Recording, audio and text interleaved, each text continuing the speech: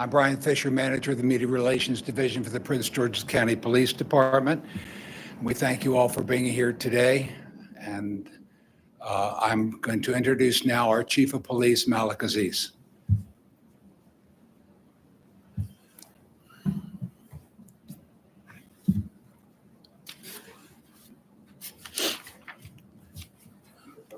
Yeah, you guys gonna come over here? I don't wanna, it's a lot of movement going on. Okay. All right. Good morning. Thank you guys for being here. This morning I'll be addressing a homicide that took place in Capitol Heights, Maryland, that has left our community in shock and a family in mourning.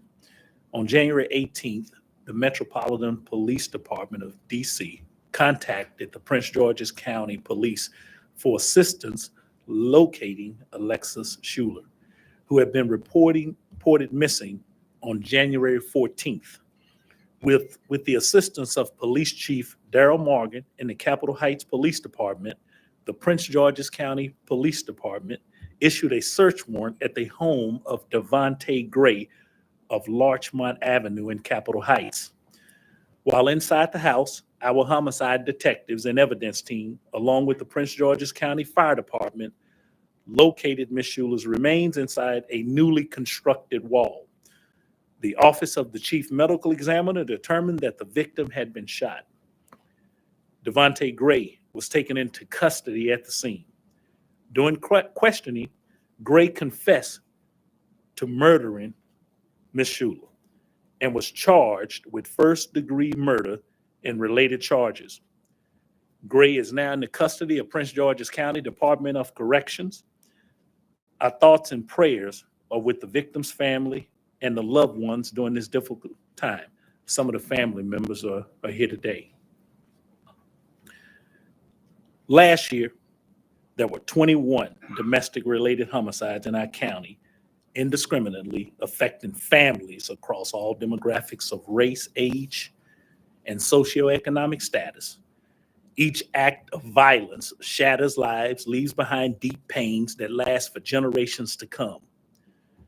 We must speak out against this violence, especially domestic violence, that steals our safety, our feeling of safety, our security. Some of these things I talked about just last week. Crimes are not just stats to us.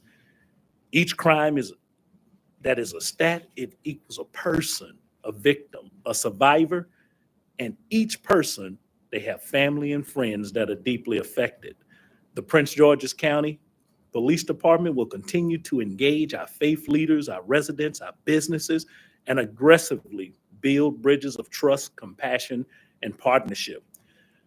Prince George's County also provides resources for victims of domestic abuse. Together, we will advocate for policies and actions that hold offenders and repeat offenders accountable. Violent crime and domestic violence must stop. We owe each other that. I want to make a special thanks, though, to Chief Smith and Metropolitan Police Department, DC,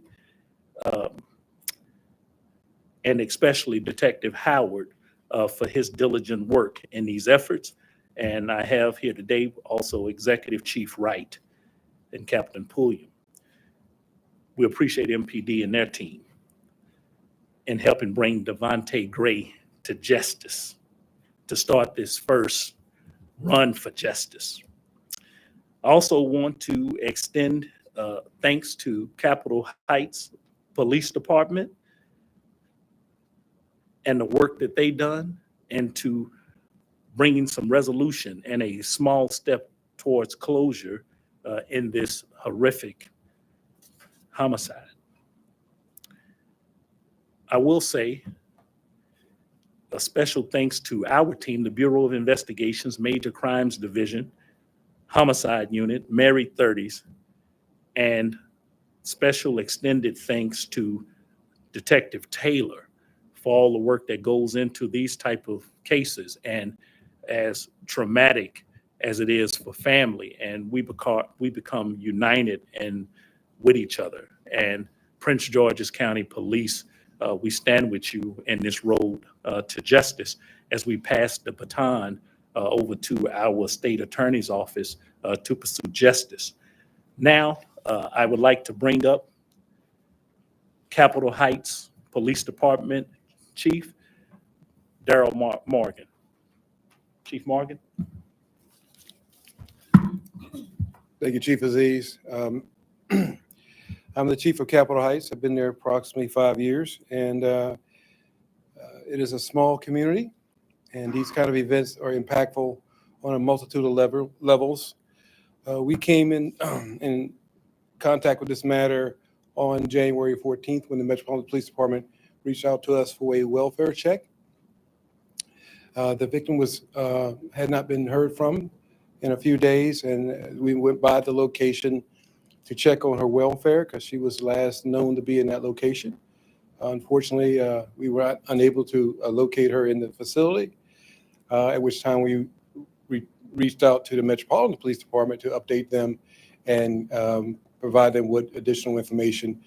Working with them and gathering evidence and video footage, we were able to get enough information so that they could coordinate with the Prince George's County Police Department and get a search warrant, which led to the eventual arrest of the accused, as well as the identifying the location of the victim. This is a tragic situation. Domestic violence is a horrible thing, particularly if it leads to this type of situation. My heart and soul goes out to your family. I don't think we can say anything that's going to make you feel any better today. But I want to thank also Prince George's County Metropolitan Police Department. We work very well together. We're all in the immediate area, and we depend on one another. And in Capitol Heights in particular, as a small department, small community, have to depend on these other organizations for assistance in these complex matters. And we were able to resolve this very quickly, but my heart, as I listened to Chief Aziz speak, wish we had been a day or two early and able to locate her and help her where she needed that help. And sometimes we just get there a little late and things kind of fall apart. So it is a heavy heart that I have for the town because we're a very close family in that community, and these things hit very hard. So my deepest condolences to the family. And I know it's going to take some time to work through this, but we are standing behind you 100%. And in that regard, I want to bring up the state's attorney, Aisha Brayboy, who's going to speak on the technicalities of this case. Thank you.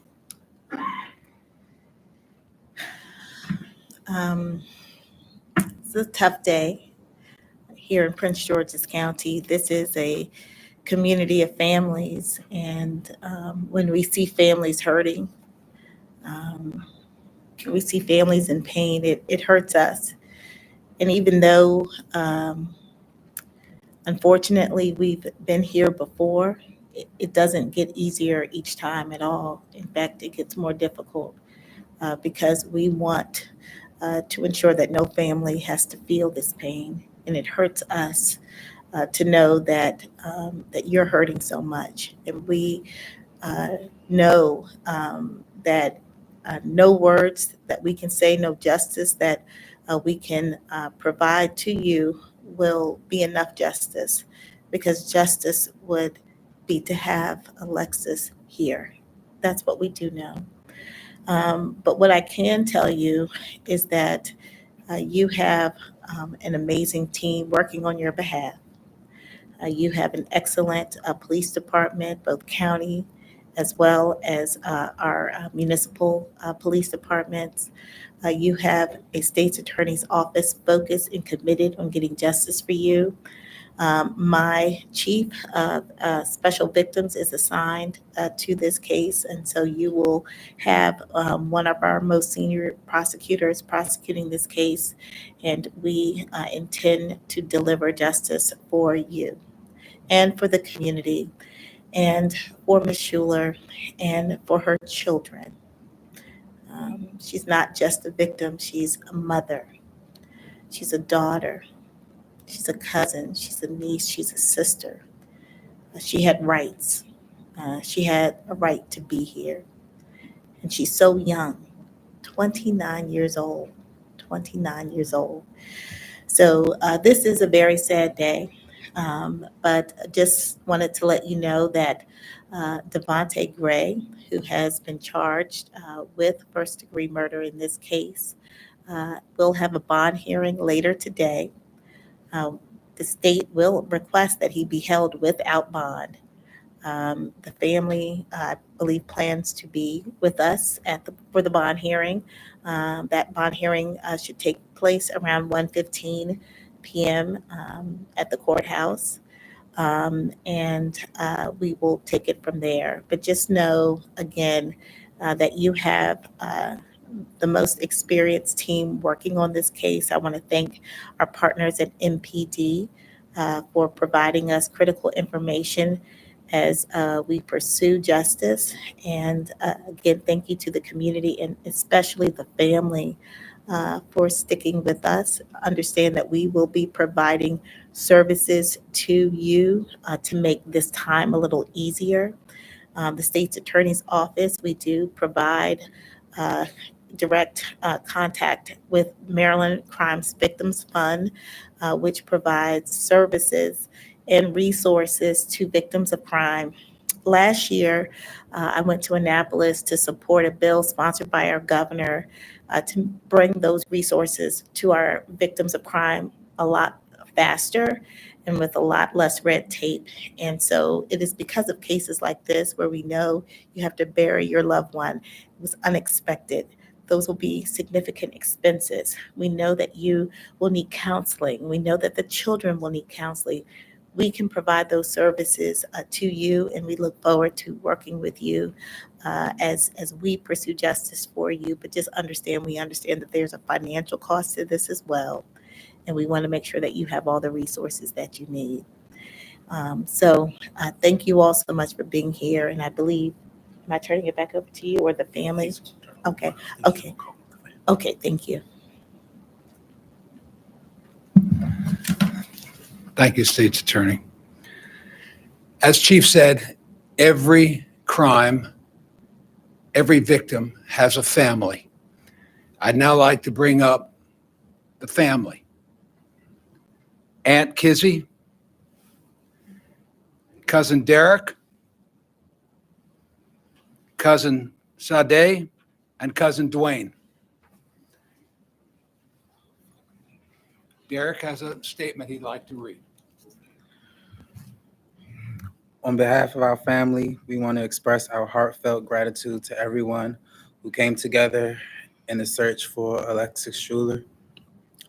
Although the outcome is not what we had hoped, we take solace in knowing that Alexis has been found and we now have the closure to lay her to rest in peace. We want to extend a special thank you to Detective Howard for his unwavering dedication, even taking calls on his days off and collaborating tirelessly with the Prince George's County Police Department. We also deeply appreciate the efforts of Corporal Laurie, Detective Stout Marshall, and Officer Montgomery, who worked diligently to bring answers to our family. We are profoundly grateful to my mom, Kizzy, our cousin at the Wright Family Foundation, Ward 8 Councilman Trayon White, cousins Monet, Kunaje, and Alexis Angels, her close friends, Jayla, London, Deja, Michael, and Dabrion, as well as the many strangers who shared posts and prayed for Alexis. Your support and compassion mean more than words can express. It is because of your collective efforts that Alexis was found and her case was solved in record time. This list of thank yous is long because it truly took a community coming together to give us the closure we needed. Alexis will be deeply missed, and there is a void in our family that can never be filled. Her 3 children will no longer feel their mother's embrace or hear their mother's voice. And all she wanted was to come home to them. We want to take this moment to shed light on the reality of domestic violence. Alexa's story is a painful reminder that this is not what love looks like. Someone who truly loves you would never do what Devontae Gray did to her. Please take domestic violence seriously. If you are going through this, look at my cousin's story and know that it is a call to wake up, seek help, and prioritize your safety above all. To the community, we urge you to pay attention when you see missing flyers. These are real people with real families who love them. Your vigilance can save lives and bring much needed closure to other families. Thank you again for standing with us during this incredibly difficult time. My cousin can now rest in peace, and we are forever grateful to all of you who made that possible. With deep appreciation, the Schuler family. Thank you.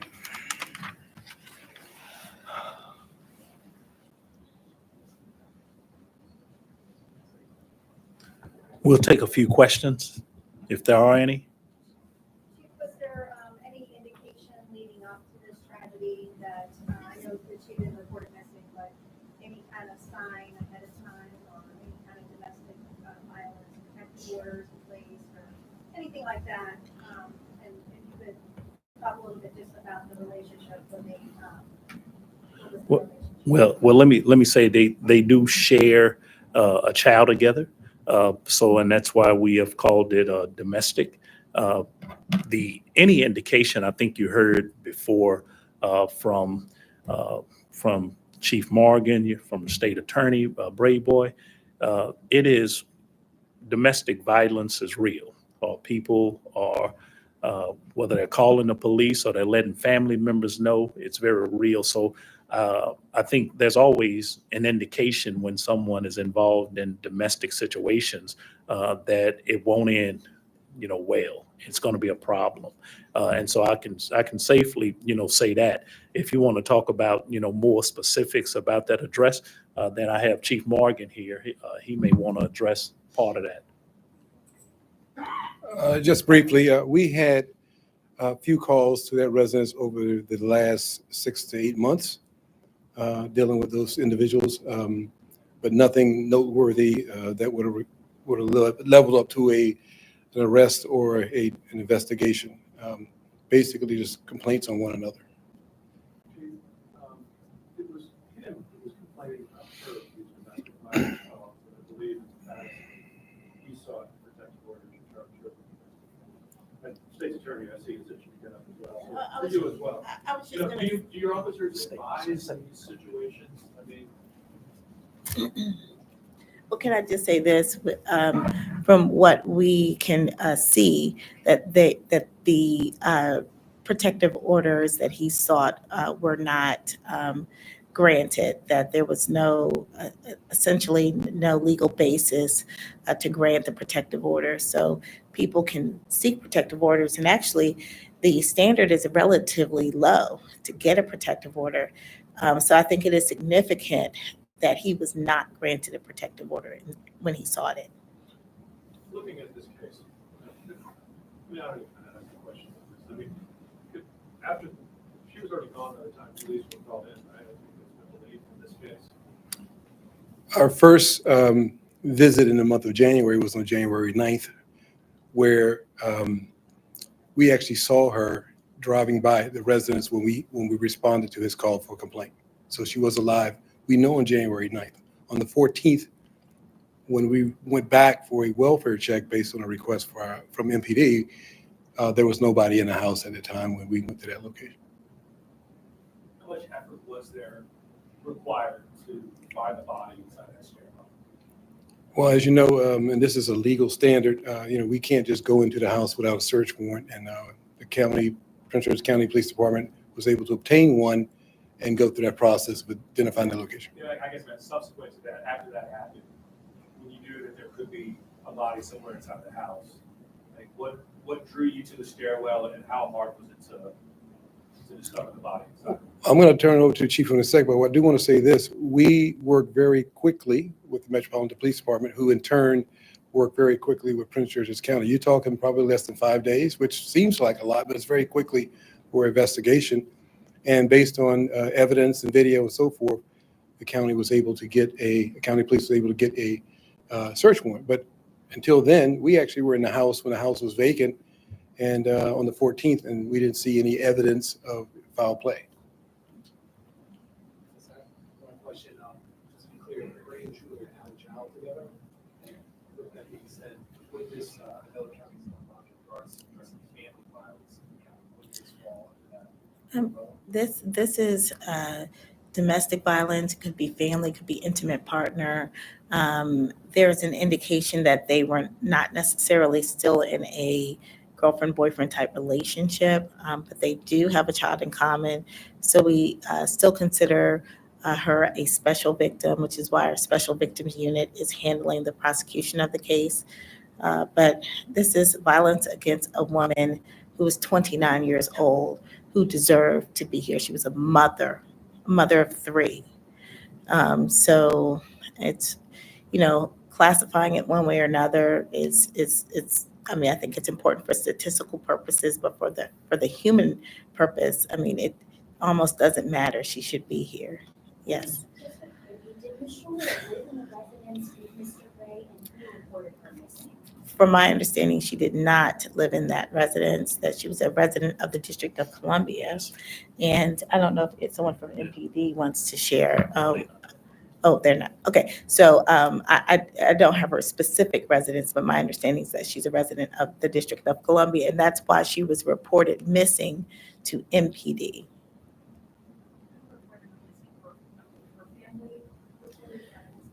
From what I understand, a member of her family reported her missing. Tomorrow on the court documents, there is a hearing for the defendant, which is him as the defendant in domestic violence. Is that related to her? She previously filed? Let me see. Jess, do you know? We'll have to look into that and get back to you. And you said this is on the civil side? Online, it says that she has a hearing for domestic violence, or she is a defendant. Yeah, we handle like the criminal cases, so the domestic violence protective order cases that's handled civilly. So we'd have to look into it, and we can certainly get back to you. As a whole, whenever we cover domestic violence stories, people will say that this process moves so slow, and why do these cases take so long?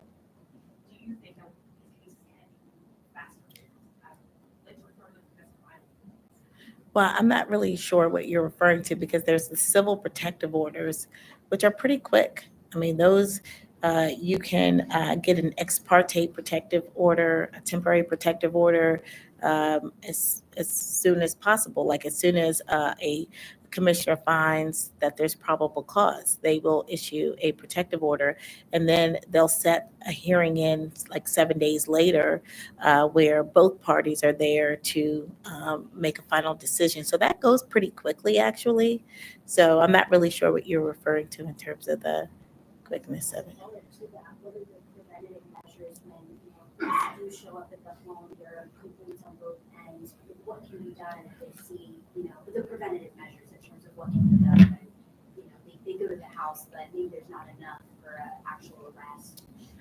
Yeah, I mean, so one of the things that obviously the police are able to do is provide information on the Family Justice Center and other services that are provided locally here in Prince George's County. I mean, one of the issues we often have is that you're dealing with people who are in either a familial relationship or an intimate partner relationship, where they essentially, even though they may be getting abused, they feel protective of their abuser, and they don't seek the help, even though they are provided with resources. I think we have done a good job, honestly, as a county, when we look back at where we were in the earlier 2000s to where we are now.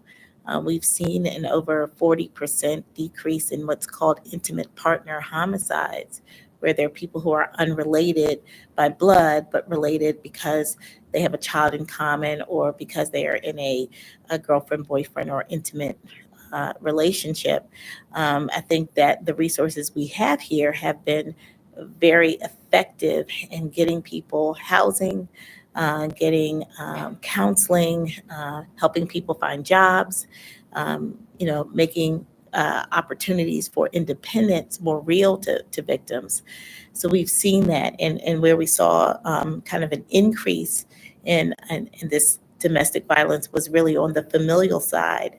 But that's why I said every single incident is an issue for us. While we see certain trends going in a better direction, we know that one incident for that family, for that victim that is the ultimate tragedy. So it's hard to just look at the numbers and not remember that there are people behind those numbers, which is why we try. And I know that our police, and let me just say this, domestic violence calls, and I know the chief will tell you this, and both chiefs, are the most difficult calls to go on, because oftentimes they walk away knowing that the abused individual may get hurt again, but they don't want justice that day. They don't want to come forward. They don't want to tell their story that day.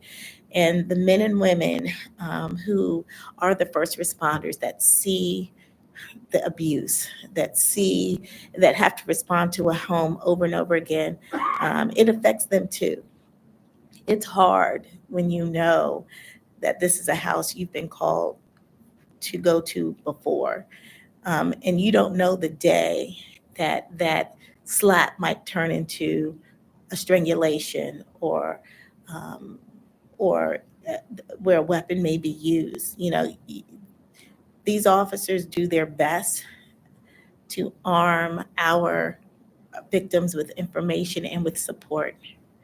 But it really does take the victim being ready to come forward, to be ready to get the justice that is available to them.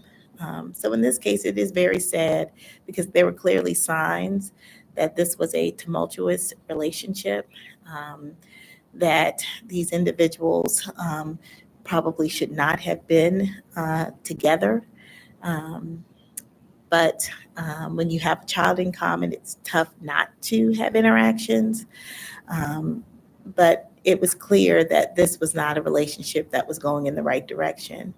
And now we have the ultimate tragedy, and a very, very, very young woman who's a mother of three, who will never be able to hold her children again. That's tough. So I just wanted to say to my partners, MPD, Prince George's County, Capitol Heights, thank you for the work that you do. It's not easy. The homicide detectives, and I know that they'll probably provide some additional information that you'll see. You don't go upon crime scenes like this one every day, which is why obviously we're having this press conference.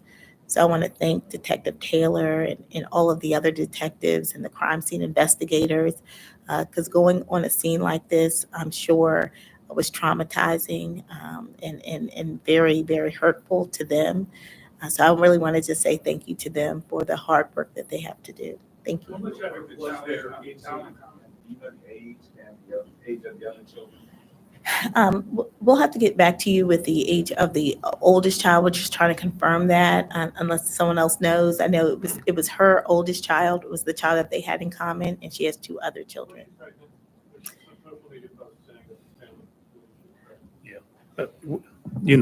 That's not in our position to say that at this point. Probably even if I knew it, I wouldn't tell you right here at this time. That's for the family to discuss in a very private moment for them. How much effort was We'll take one more question. How much effort do you guys believe that the defendant put into concealing the crime scene? A great amount of effort, a great amount, a very large amount, what he was doing in that house. Commending the detectives, Capitol Heights, Prince George's County, for what they did and what they seen without having a visible eye to make an observation with a person who is missing and put those things together like pieces in a puzzle, and to go inside of that residence and see what Devontae Gray was doing in that house, then yes, it was a great amount of work being done and to conceal what he had done. Yes, a great amount of work. I don't know if we had I don't know if that was authorized. My BOI is it up there? You see behind me on this wall right here, in these stairs, you can see what they're looking at. Evidently, some major construction work was going on inside that house, and this is a shared residence of someone up top and someone at the bottom. And as you can see from this picture right here, what we've been allowed to show without compromising the early investigation of this case, it was there. A great amount of concealment, walls being torn out, trying to conceal Miss Alexis Schuler. Yes. Well, we believe so. Yeah, that's what my detectives would believe, and that's why we're putting this case together to hand over to our state attorney. That's what we believe. I just let me reiterate this: because the family is still here. They gone. Okay, it is a horrific incident. It's horrific, and this person, with all the things that you guys may know, or the some of the things that you brought up with the state attorney and Chief Morgan, and then you may know, and you're putting together some kind of puzzle. Whatever this relationship was, at the very end of the day, then Miss Schuler was a victim of a homicide, mother of three, and a person committed a crime. According to the medical examiner, she was shot, and he tried to conceal that right here on a picture. So we don't want to stray away from all the real facts that occurred. Devontae Gray is in DOC right now, and we're our investigators, who you've heard their names multiple times, they're going to move forward and hand that case over to our state attorney's office so that they can deal with Devontae Gray. So in the interest of due process, everyone has a right to that. What we believe and what we know, the facts as we know him, we believe him to have committed this homicide and tried to conceal it. And as you heard, confessing to it for whatever the reasons may be.